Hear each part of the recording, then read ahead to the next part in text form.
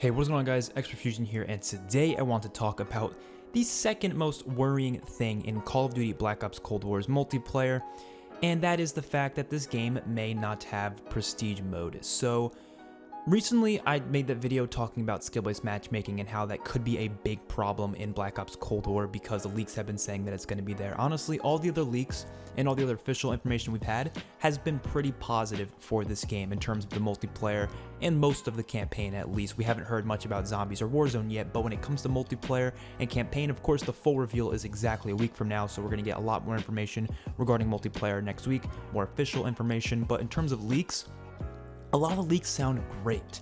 They do.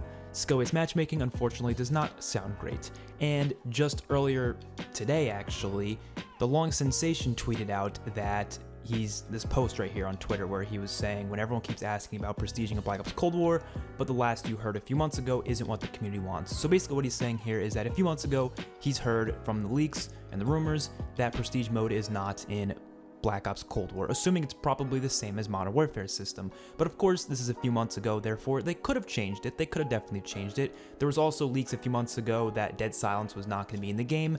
So this, obviously, which we know changed, so this could obviously change within the past few months. They could have added a prestige mode, which could be a good thing, right?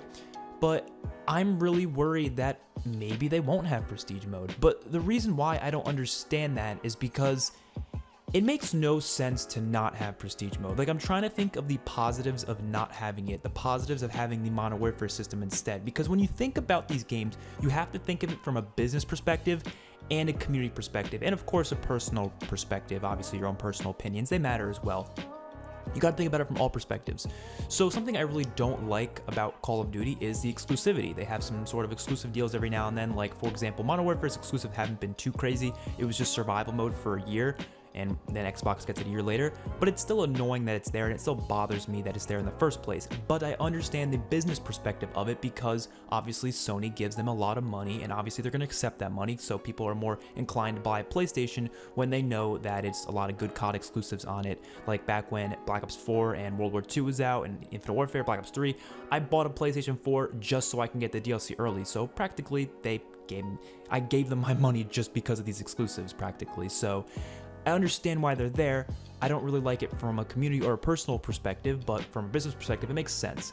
But no prestige mode, I don't understand it from like almost any perspective. The only thing I could think of is that newer players might feel intimidated by players who are a much higher level than them, and when you reset it every season, everyone's kind of on the same playing field. That's the only thing I can think of, but I think that's really stupid because A, not everybody thinks like that. You know, not everybody thinks, oh, this guy's a high level, therefore I can't play this match.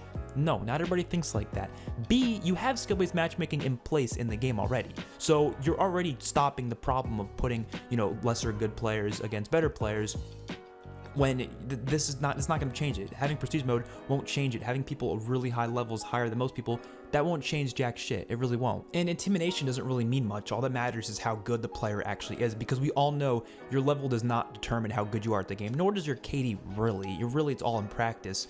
You could just play the game a lot and just happen to have a decent KD, but you can still be kind of poopy at the game. You just go try hard every game and you play it every day. But in reality, you try using a different gun other than the two overpowered guns in the game and you end up doing bad. It doesn't, you know, obviously stats don't prove everything. I think that's important to note.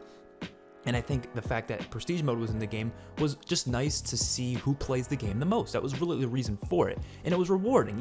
Even some of the CODs where it didn't really give you a good reward, like for example Black Ops 4, there really was no good incentives for prestiging, at least in my opinion. I didn't see any there.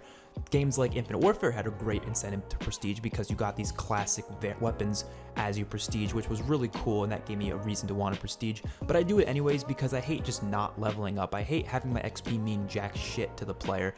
And in Modern Warfare, XP doesn't mean shit to me. It really doesn't. All that matters to me is your weapon XP because you unlock more attachments, which obviously you get to a certain point where you level up your gun all the way, and then now it doesn't matter to you anymore, so it's like, okay, what the hell?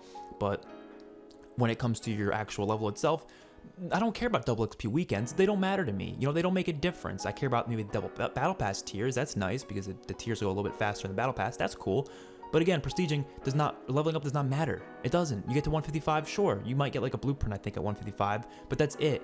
When it resets every season, it really just tanks all that progression that you just had the previous season, and it really doesn't allow you to show off your long-term skill. If you look into the stats, yes, you can see your like total level or whatever, but not everyone's going to do that. You want to see it on the menu screen right then and there. It's beautiful. And if anything, that intimidation that you might get by seeing a higher level, if anything, that should entice people to play even more, because they see the prestige this guy has by getting to level 1000 or whatever, getting this really high level, and that might make them think, oh, you know what, I want to play a little bit. And maybe they have some really cool calling card or really cool camo that you can only get by prestiging a certain amount of times to a certain level. Now, honestly, the prestige mode does not have to be the same as every other game we've ever had. I think that's why they changed up in Modern Warfare, because they knew it was getting a little stale. But honestly, all they need to do is just give prestige rewards, and then the prestige system works just fine. Also give us, you know, of course, the unlock tokens, maybe even more permanent unlock tokens, because that is one of the problems with prestiging, is the fact that, well, you're not getting the ability to keep all your weapons. But if anything, I think that's actually a good thing, because that gives more variety to gameplay. When you prestige, obviously you lose all your guns. If you put the better guns at the lower levels, that will change how people, you know, play the game. And I kind of like that. I like prestiging and then being like, okay, now I have to use different guns than what I was just using at the end of last prestige, because I don't have those unlocked right now. I have to go get them again. But I like that because it gives me more variety instead of just using the same M4, Grau, and MP7 classes every single damn game. And of course, yes, you can force yourself to use different guns, but forcing yourself is not as good as the game incentivizing it and giving you good reasons to do what they want you to do. That's important. And prestige mode, as I said, it could still be in the game. This is not 100% not going to be in the game just because a couple months ago this leaker heard that it wasn't. But I'm just trying to say right now, this will be a huge negative if it's the same as Modern Warfare system. Even worse if it's like connected by some way. That would just be the stupidest thing ever. Please just give us separate things. Warzone, honestly, Warzone, if you want to keep that same thing, it's already leaked that the progression from Warzone's gonna carry over. So to me, that sounds fine. Honestly, I don't really mind Warzone keeping that system. I like Warzone, but at the same time, I don't think Warzone necessarily needs prestiging. I didn't think Blackout needed prestiging, but it did. But I didn't think it needed it. I think multiplayer though desperately needs it, and we need prestige rewards. We need to be able to go all the way to level 1000, just like you could in Black Ops 3, Infinite Warfare, you know, World War II, all these other CODs, Black Ops 4. We need that desperately. So hopefully you guys enjoyed the video, and I'll see you guys in the next one. Peace out.